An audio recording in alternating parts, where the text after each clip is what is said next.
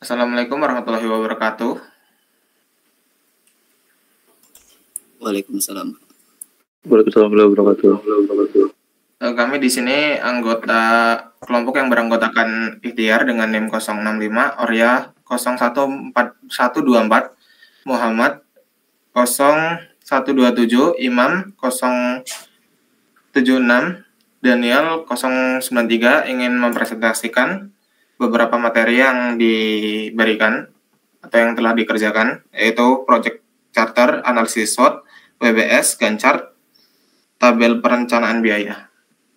Yang pertama itu ada Project Charter. Di dalam Project Charter ini ada beberapa poin, yaitu yang pertama Project Title.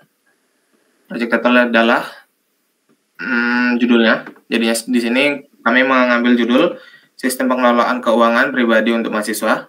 Background-nya itu karena mahasiswa itu mempunyai keuangan pribadi, yang dimana kekurangan pengetahuan dalam keterampilan tentang mengatur secara keuangan pribadi secara efektif, kurang kesadaran motivasi dan mencatat pengeluaran membuat angsuran secara rutin dan disiplin, kekurangan pengendalian diri untuk menahan godaan konsumsi yang tidak perlu dan sesuai dengan kemampuan, kurangnya sumber informasi dan bantuan yang dapat membantu mahasiswa dalam mengelola keuangan mereka, sehingga mahasiswa mendapati minus di tiap bulannya. Project objektifnya adalah membuat dan mengikuti rencana anggaran, memberi notifikasi dan peringatan keuangan, menyimpan data keuangan secara lokal di perangkat, menampilkan laporan dan statistik keuangan.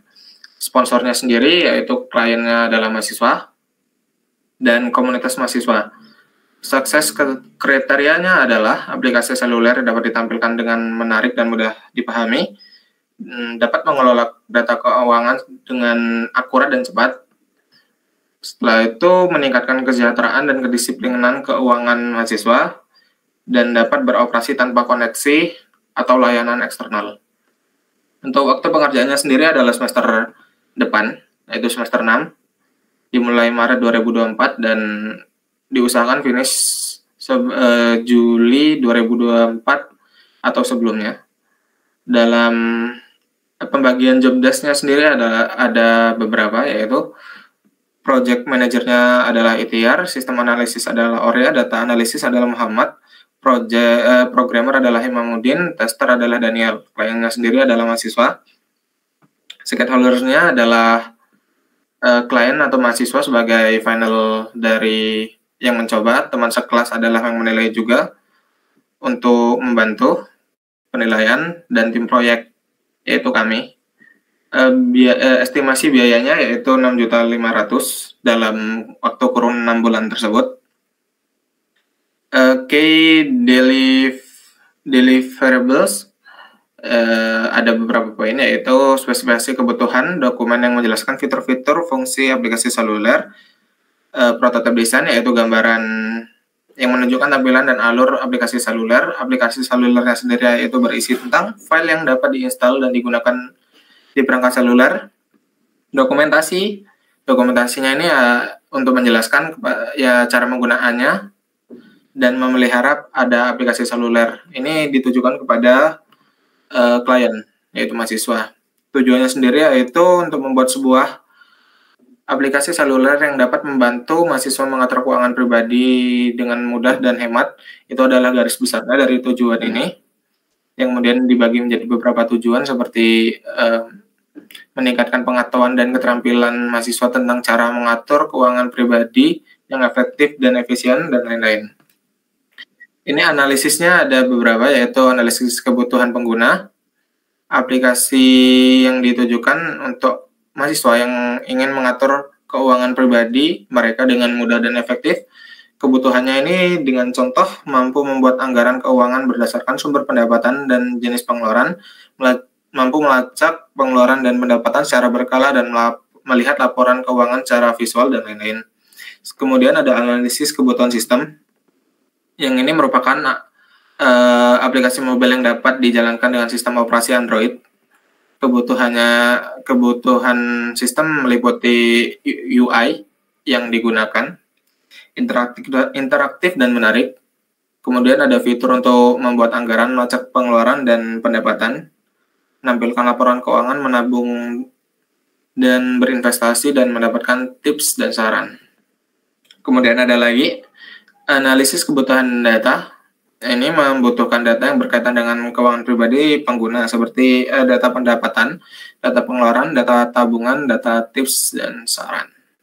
Kemudian ada risk and issue atau isunya, keterlambatan dalam penyelesaian atau pengiriman produk utama, kesulitan dalam merancang atau mengode aplikasi saluler yang sesuai dengan kebutuhan pengguna, kurangnya minat atau respon dalam mahasiswa terhadap aplikasi saluler, hilangnya atau rusaknya data keuangan yang disimpan di perangkat saluler, adanya kesalahan atau bug yang mengganggu fungsi aplikasi saluler. Itu adalah risk and issue-nya. Kemudian assumption, aplikasi saluler dapat memenuhi kebutuhan dan harapan mahasiswa terkait pengelolaan keuangan pribadi. Setelah itu dapat berjalan lancar dan stabil tanpa gangguan atau masalah teknis. Project scope-nya menganalisis kebutuhan dan preferensi mahasiswa terkait pengelolaan keuangan pribadi, merancang antarmuka dan arsitektur aplikasi seluler yang sesuai dengan standar kualitas dan keamanan, pengkodean aplikasinya, menggunakan bahasa pemrograman dan teknologi yang tepat, dan yang terakhir adalah menguji aplikasi seluler yang memastikan tidak ada kesalahan atau bug atau seminimalisir mungkin adanya bug. Constraint-nya aplikasi hanya berbasis mobile atau seluler, dan kemudian ini adalah offline aplikasinya, jadinya tidak membutuhkan data seluler. Aplikasinya bukan terintegrasi dengan m-banking atau dompet digital atau sejenisnya, makanya dia bisa beroperasi secara offline. Waktunya ini plus minus 4 bulan, anggarannya perkiraan 6.500.000. Sumber dayanya hanya dilakukan oleh tim proyek. Seperti itu. Untuk WBS-nya dijelaskan pada anggota kelompok selanjutnya. Dipersilakan. Oke, untuk yang selanjutnya itu ada WBS atau Work Breakdown Structure. Nah, WBS ini merupakan sebuah diagram yang menggambarkan pecahan dari proses-proses yang akan dilakukan dalam sebuah proyek.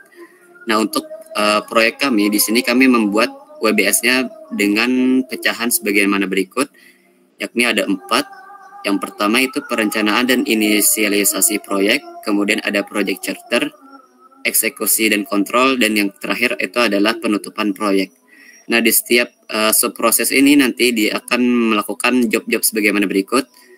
Misalnya di sini untuk perencanaan dan inisialisasi proyek diadakan proses identifikasi masalah dan motivasi dalam pembangunan proyek, kemudian menentukan tujuan, lalu ada menentukan ruang lingkup, menentukan sumber daya awal. Nah, kemudian pada tahap proyek charter, di situ terdapat pembuatan rangkuman tentang proyek, yang mana bisa dilihat dari di atas contoh sebelumnya itu adalah proyek charter. Kemudian tahap selanjutnya itu adalah eksekusi dan kontrol. Nah, bagian di sini terdapat banyak subproses. Yang pertama itu adalah analisis kebutuhan.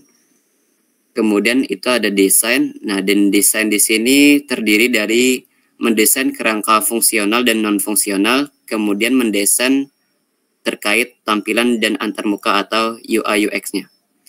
Selanjutnya di situ ada implementasi. Nah, dalam proses implementasi ini dari desain tadi kita membuat aplikasi dengan bahasa pemrograman tertentu.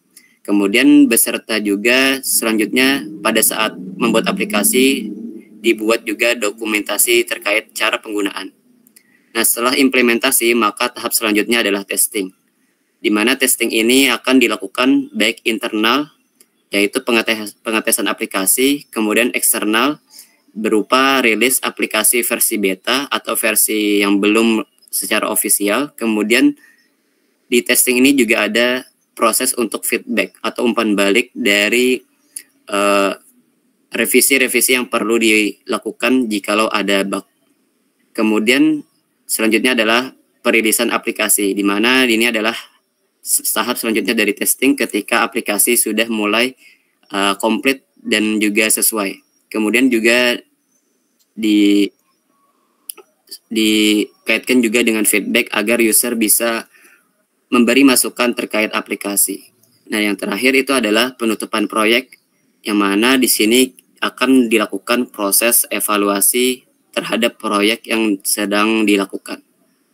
Untuk tahapan selanjutnya itu adalah responsibility matrix yang akan disampaikan oleh teman saya selanjutnya. Silahkan, Mas. Baik, yang selanjutnya adalah responsibility matrix, yaitu persilangan antara WBS dan struktur organisasi. Jadi dalam tabel ini merupakan job desk yang dilakukan oleh tiap-tiap personal dari kelompok. Yang pertama ada inisialisasi proyek, yaitu merupakan bagian awal dari proyek ini untuk menentukan apa yang akan dibuat, yang ditanggung-jawabi oleh sistem analisis dengan beberapa orang yang berkontribusi, juga ada user dan project manager. Nah, di sini project owner sebagai orang yang memantau. Kemudian project charter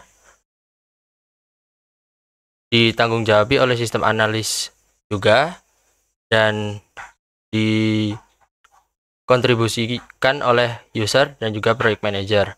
Project owner juga bertugas untuk memantau pada project charter.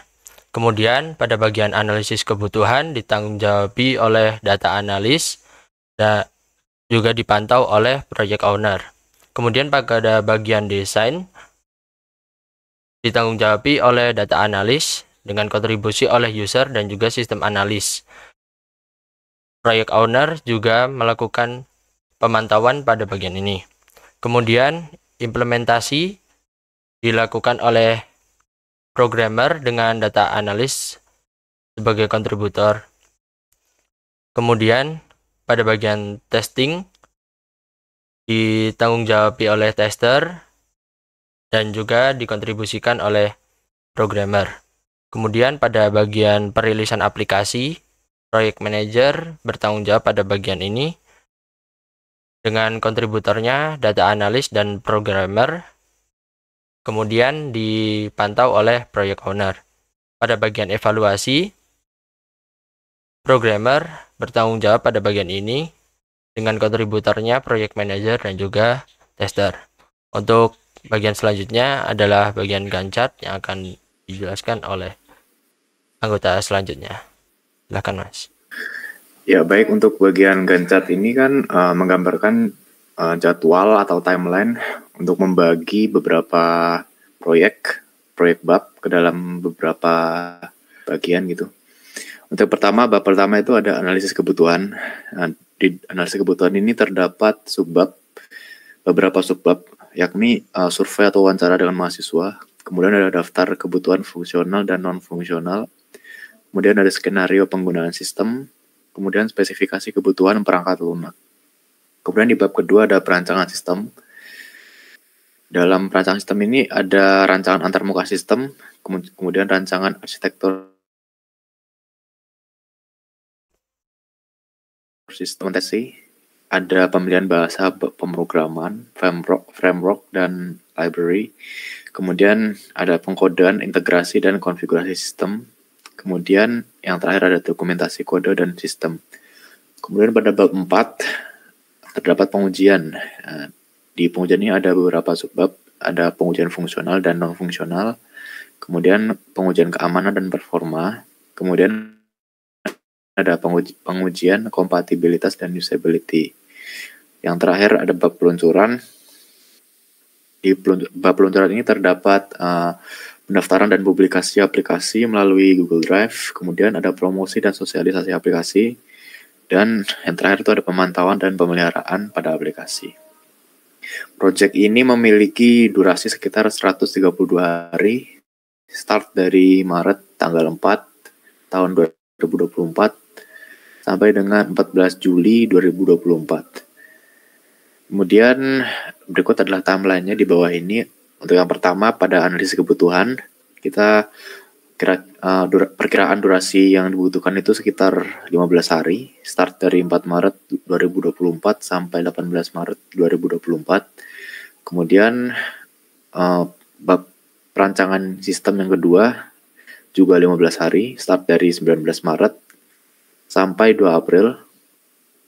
Kemudian implementasi ini adalah durasi yang kemungkinan waktunya cukup paling lama ya. Jadi ini ada 75 hari dari 3 April sampai 17 Juni.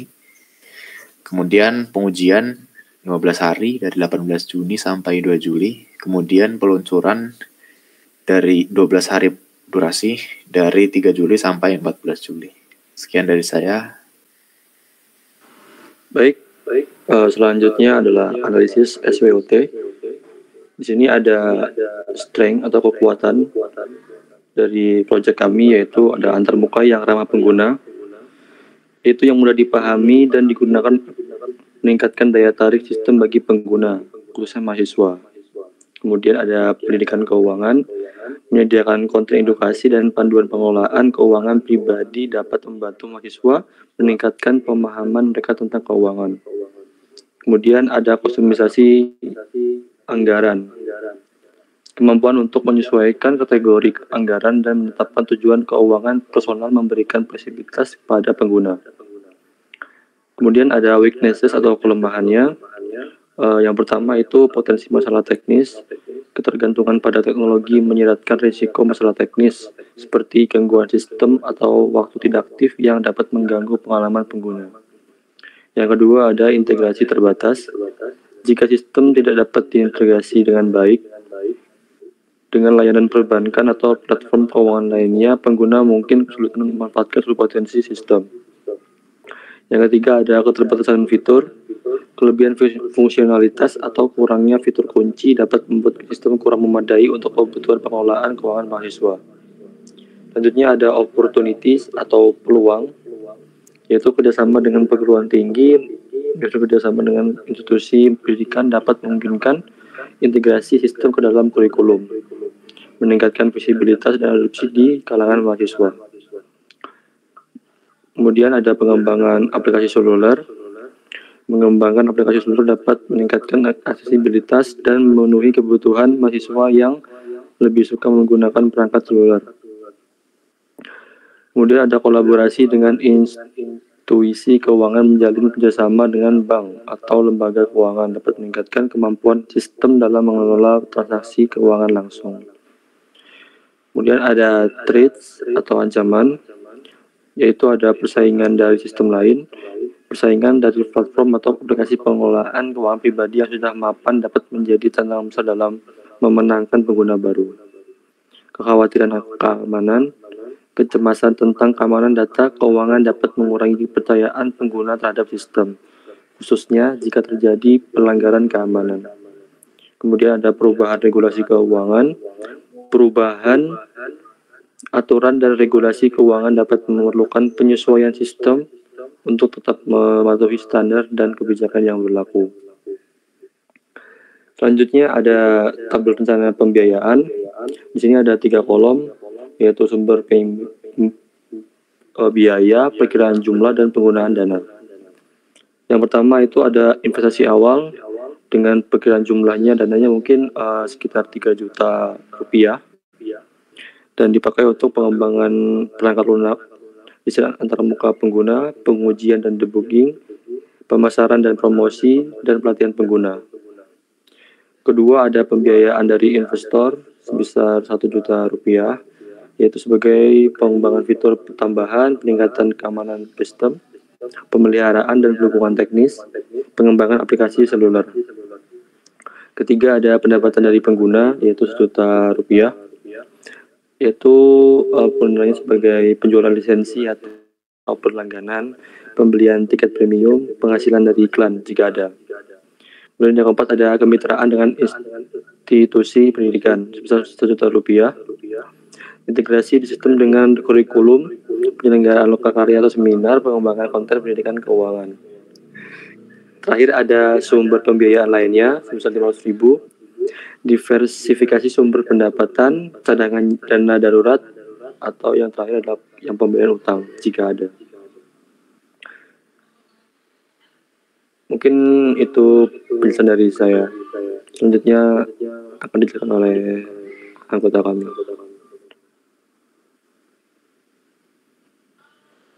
Oke, itu adalah materi terakhir dari yang bisa saya sampaikan.